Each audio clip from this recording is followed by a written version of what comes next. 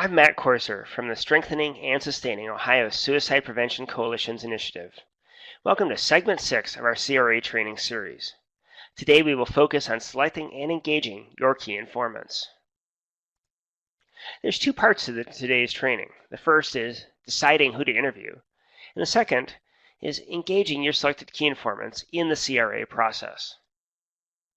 As always, all of our resources are on the webpage. That includes this video, supporting materials such as this PowerPoint slide deck, and an identifying key informant activity that we've excerpted from the manual.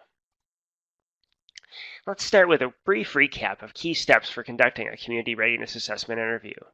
First, you'll determine how the interviews will be conducted, whether they will be done in person, via phone, or via video technology such as Zoom. You'll gather all the materials you will need for your CRA interviews. You'll identify your key informants for the CRA interview process. You'll engage them in interviews. You'll prepare those key informants to be interviewed. And then you'll conduct the actual CRA interviews themselves, followed by transcribing those so that you're ready to score. As we think about identifying key informants for CRA interviews, our goal is to collect information from a wide variety of community members who have firsthand knowledge about the community. We're looking for a cross-section, so please go beyond your coalition membership. Good key informants have big ears. They may or may not be the loudest voices in your community. And it's important for you to know that key informants do not need to have a lot of knowledge about suicide as a public health concern in the community. From past CRAs, examples of key informants include school personnel, law enforcement, judges and court personnel, city, county employees, leaders, and elected officials, health and medical professionals, faith leaders, mental health and treatment providers, and it's also really important that you include community members as your key informants. They may have very different perceptions of readiness and different perceptions of your community. Depending on your community context, you may want to select 10 to 15 key informants to approach.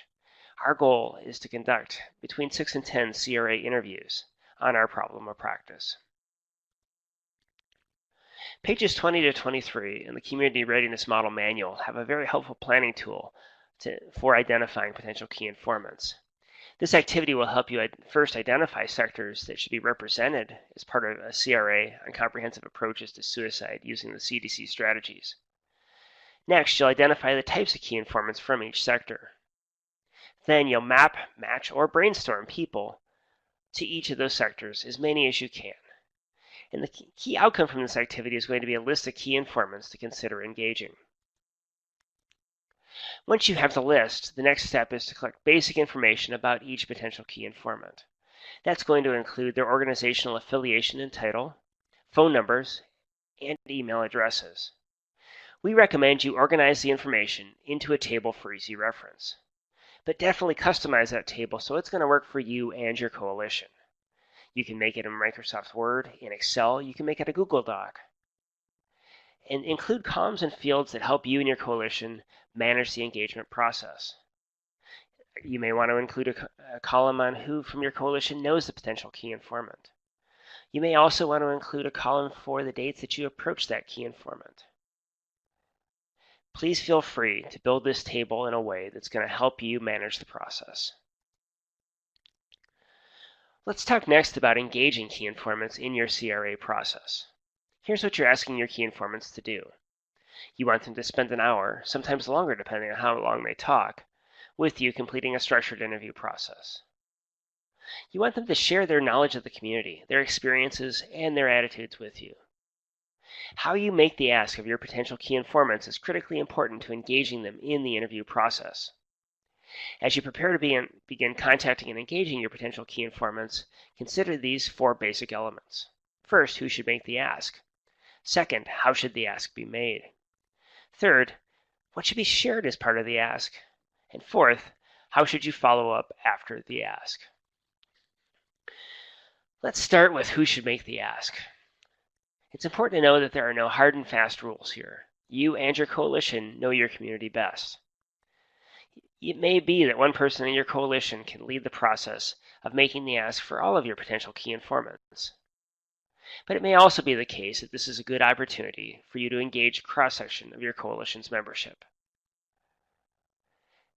Consider the knowledge, skills, attitudes, and experiences of coalition members who are making the ask. Are they comfortable with this type of activity? There are certainly some people who'd love to make these sorts of asks. And there are also other people that have different skill sets and find this sort of work very uncomfortable. Have the coalition members done something similar in the past? If so, you can capitalize on that experience. And know that positive personal relationships with a potential key informant can facilitate engagement in the CRA interviews. Next, how should the ask be made? Some key considerations. First, your community context and norms, your knowledge about those potential key informants, and any existing relationships with potential key informants. We recommend that you prioritize making individualized contacts with each of your key informants. That's going to help show them that you value their help and you value their time. But know that there are multiple ways to make the ask: face-to-face, telephone, or via email. What should you share when you make the ask? You should be prepared with a brief elevator speech that's going to include the basics of what you're asking those potential key informants to do: to participate in a 1-hour interview, to share their knowledge about the community and their experiences. Be ready to help your potential key informants understand why their help is important. You can share a brief version of your coalition's origin story and the background on its work in your community. You can share your knowledge and commitment to addressing suicide with a comprehensive approach. That's really important. You can talk about how using the CDC strategies will help your community address suicide and how the community readiness interviews will help the coalition know how, where, and when to start this important work. You want to help your key informants see that by participating, they're helping out both the coalition and your community. Keep in mind that your enthusiasm is contagious. Let's talk about the anatomy of making the ask. Please know that there are multiple ways to make the ask, and what matters most is a process that works for you. When you make the ask, it's usually a short conversation, and it's often one-on-one. Here's one process. Please use this as an example and customize it to your needs and to the context of your community. You can start with building rapport. Start with pleasantries, noting any relationships and previous work together.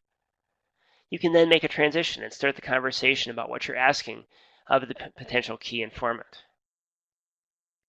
Make a connection. Talk about ways that your paths may align or how the work of the coalition and that of the key informant might be aligned.